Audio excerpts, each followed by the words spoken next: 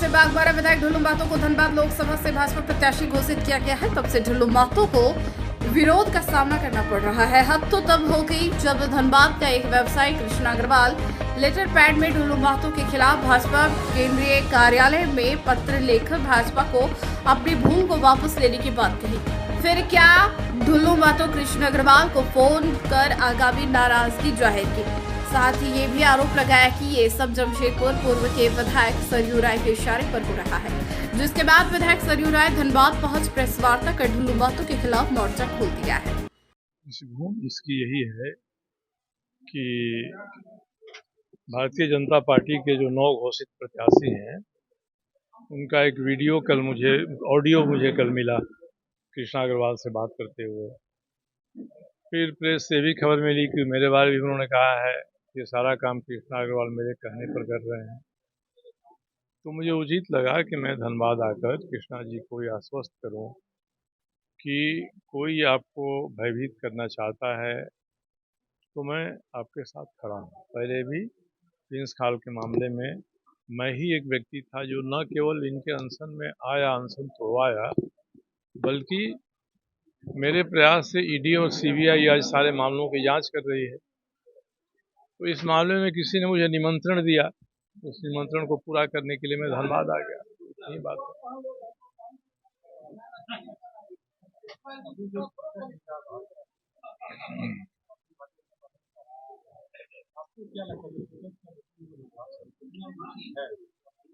अब ये देखिए, किसी पार्टी के निर्णय पर जिसमें मैं नहीं हूँ कोई टिप्पणी करना उचित नहीं है। ये तो भारतीय जनता पार्टी के जो कार्यकर्ता हैं, पदाधिकारी हैं, संघ परिवार के लोग हैं, उनको ये बात कहनी चाहिए, पूछनी चाहिए।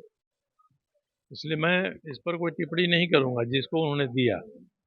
अब उन्होंने टिकट दिया, उसके बाद जो उनका आचरण है, हम सभी उस पर टिप्पणी कर रहे हैं।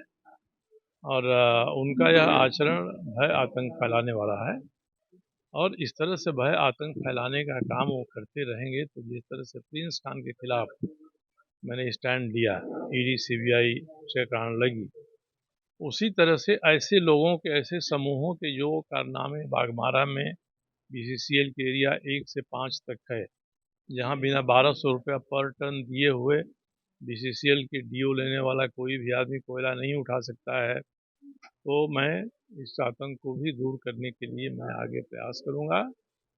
और मैं ईडी से भी चुनाव आयोग से भी कहूँगा कि ये बागमारा इलाके में मनी लॉन्ड्रिंग हो रही है, मनी लॉन्ड्रिंग को रोकना आपका काम है। इस चुनाव में वैसे मनी लॉन्ड्रिंग का पैसा खर्च न हो, वह देखना भी आपका काम है। इस चुनाव में मेरी एक महत्वपूर्ण भूमिका होगी, चुनाव के बाद भी होगी। जो मुझे निमंत्रण देगा, मैं निमंत्रण पूरा कराने के लिए किसी हद तक जाऊंगा, ये बात मैं स्पष्ट करना चाहता हूँ। लगातार चर्चाओं का बाजार लड़ सकते हैं। निर्दलीय प्रत्याशी का एक हम लोगों का दल बना है, अब संरक्षक मैं उस दल का हूँ, लड़ना होगा हम उस दल से लड़ेंगे। मगर मैं बड़ी उतावला नहीं हूँ कि यहाँ से मैं चुनाव लड़ जाऊँ, नहीं तो मैं भारतीय जनता पार्टी के नेताओं के दरवाजे पर नाक रगड़ते रहता है कि भाई अखबार में आ रहा है कि आप धनबाद से मुझे प्रत्याशी बना रहे हैं। मैंने किसी से बात नहीं की, किसी ने मुझसे बात नहीं किया। फिर ये बात उठी कि नीतीश कुमार जी मेरे परम मित्र हैं, वो भारतीय जनता पार्टी से एक टिकट मांगेंगे और वो मुझे दिलवा देंगे धनबाद का। तब मैंने प्रेस कॉन्फ्रेंस बुलाकर खंडन किया कि जमशेदपुर पूर्वी की जनता ने मेरे ऊपर जो उपकार किया है, मैं उसका ऋण चुका रहा हूँ, ऋण चुकाना बाकी है। इसलिए मेरे मन में कोई उतावलापन नहीं है। मगर यदि धनबाद की परिस्थिति ऐसी ही बनी रहे, इसी तरह के लोग सामने आते रहे और कोई बिल्ली के गले में घंटी बांधने के लिए तैयार नहीं होगा, तो मैं बिल्ली के गले में घंटी बांधने के लिए तैयार हूँ। यही मैं आज आपके बीच में कह सकता हूँ। चुनाव लड़ने की बात तब आएगी जब नॉमिनेशन शुरू हो जाएगा। अब मैंने जो उसमें से कहा, आप उसका निष्कर्ष निकालिए। निष्कर्ष यही है कि बिल्ली के गले में घंटी बांधने, तो मैं तो आज भी बांध ही रहा हूँ। बिल्ली के गले में घंटी बांधने के लिए मैं आप लोगों के बीच में आया हूँ। मैदान में उतरकर भी बांधने के लिए मैं तैयार हूँ, मगर चुनाव लड़ना ही मेरे प्राथमिकताओं में शामिल नहीं है। विधानसभा, लोकसभा का सदस्य नहीं रहते हुए भी मैं दामोदर को स्वच्छ और निर्मल बनाने के लिए 2004 से प्रयास कर रहा हूँ।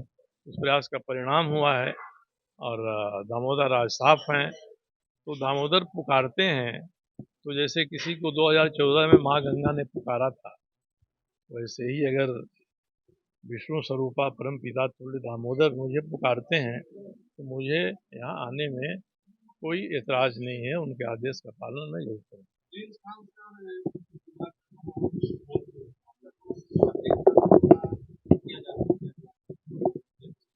जो वातावरण बना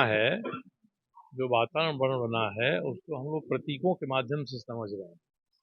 जो चीज़ें बाघमारा में हो रही हैं, कोयला खदानों के मामले में, उसको भी प्रतीक रूप में समझ लिए। दुबई से बैठ के किसान जो कर रहे हैं वह प्रतीक के रूप में है। दोनों में व्यक्तिगत कोई तुलना नहीं है, ना मैं किसी का व्यक्तिगत नाम लेना चाहता हूँ, क्योंकि जब चुनाव आचार संहिता घोषित हो गई है तो बातचीत करने में हम सीमा मर्यादा का पालन नहीं करेंगे तो उससे अपना भी नुकसान होगा। झारखंड में ऐसे और भी सभी पार्टियों में अभी कहाँ पूरी सूची नहीं है। देखिए, केस मुकदमा तो मेरे ऊपर ही आधा दर्जन मुकदमा यहाँ के स्वास्थ्य मंत्री जो धनबाद के प्रभारी हैं सरकार में, मेरे ऊपर उन्होंने किया है। धनबाद लोकसभा की तमाम जनता पिछले कई दिनों से भारतीय जनता पार्टी की ओर देख रही थी कि कौन कैंडिडेट आएगा, और अनायास ही एक नाम सामने में आया कि पार्टी ने श्री ढुल्लू महतो जी को अपना उम्मीदवार बनाया। तो लोगों में कई तरह के लोगों का फोन आना शुरू हो गया, कई व्यापारी वर्ग का फोन आना शुरू हो गया, भाजपा के कार्यकर्ताओं नेताओं का फोन आना शुरू हो गया, और सभी लोग कहीं न कहीं इस निर्णय से नाराज थे, पार्टी के इस निर्णय से हतप्रभ थे, और कई लोग पहल करने से भी डर रहे थे। मुझे लगा कि कहीं न कहीं ये धनबाद लोकसभा के हित में नहीं है। मैंने श्री बाबूलाल मरांडी जी के नाम पर एक पत्र जारी किया, लिखा पत्र उनको कि पार्टी को इस निर्णय पर पुनर्विचार करना चाहिए, क्योंकि ढुल्लू महतो जी का जो क्रियाकलाप है उसके धनबाद लोकसभा की सभी जनता भली भांति वाकिफ है, और आप भी समझते हैं, आपको भी जानकारी है सारे विषयों का। और उनके क्रियाकलापों की 4 लाइन की एक चिट्ठी मैंने बाबूलाल जी को लिखा है। उसमें मैंने पंडित दीनदयाल जी जो हमारे प्रेरणा स्रोत हैं, उनके एक वक्तव्य का भी हमने जिक्र किया कि पंडित जी ने कहा था कि अगर मैं जाति के आधार पर चुनाव लड़के चुनाव जीत जाता हूँ तो चुनाव तो मैं जरूर जीत जाऊंगा, लेकिन मेरा राष्ट्रवाद हार जाएगा, संघ हार जाएगा। तो इससे अच्छा है कि मैं हार पसंद करूंगा, लेकिन मैं जाति के नाम पर चुनाव नहीं लड़ूंगा, और वो हार पसंद किए। तो मैं भारतीय जनता पार्टी के उस बात को भी इंगित करते हुए उनको एक पत्र लिखा। पत्र जैसे ही मैंने उनको दिया और कुछ मीडिया वगैरह में चला, और लगभग आधे पौन घंटे के बाद विधायक जी का फोन आ गया, क्योंकि विधायक जी का कभी हमारे से डायरेक्टली कोई बातचीत कभी नहीं हुई, सीधा संवाद भी नहीं हुआ है, उनका नंबर भी हमारे पास नहीं था। वो फोन किए, कृष्णा भैया बोल रहे हैं? बोला हाँ बोल रहे हैं, मैं विधायक बोल रहा हूँ। बोला हाँ नमस्कार। बातचीत शुरू का 2-4 लाइन तो बहुत क्या हो गया, क्यों लिख दिए, ऐसा क्यों कर रहे हैं। फिर बाद में जिस ढंग से वो जिस प्रयास में बोल रहे थे और जिस ढंग से हड़काने के प्रयास कर रहे थे, वो कहीं ना कहीं एक गलत संदेश चला गया। अगर उनको कोई नाराजगी भी थी मुझसे तो उनको मेरे पास आ जाते, हमको बुला लेते, हमको साधारण में फ़ोन करके पूछ सकते थे कि भैया हमने क्या गलती की है, पार्टी का निर्णय हो गया है, तब तो आपको हमको मदद करना चाहिए। ऐसे भी अगर पार्टी को हमने पुनर्विचार के लिए लिखा है, अगर पार्टी पुनर्विचार नहीं करती है, ढुल्लू महतो जी कैंडिडेट रह जाते हैं, और अगर हम भी भाजपा माइंडेड हैं, भाजपा के समर्थक हैं, हम किसको वोटिंग करें?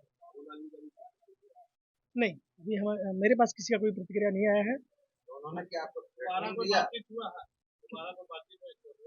नहीं, उनसे नहीं बातचीत हुई, उनके कुछ लोगों का फ़ोन जरूर आया मेरे पास, उनके कुछ लोग कल मिले भी कि भाई क्या समस्या है, विधायक से मिल लीजिए, बात करा देते हैं। बोले नहीं, मुझे कोई समस्या नहीं है विधायक से। बातों को जिस तरह से पत्र के माध्यम से रखा है, क्या बाबूलाल मरांडी या फिर राष्ट्रीय स्तर के नेतृत्व के भी समय है मिलेंगे? मैं राष्ट्रीय महामंत्री जी को भी हमने भेजा है, अपना जो PDF था वो, और जो ऑडियो क्लिप है जो बातचीत का, इसको मैंने राष्ट्रीय महामंत्री जी को भेजा है, यहाँ झारखंड प्रदेश संगठन महामंत्री जी को भी भेजा है, और अपने जो व्यवसायी संगठन वगैरह है उनको भी हमने दिया है, ताकि सभी के एक संज्ञान में विषय आ जाए कि मामला क्या चल रहा है।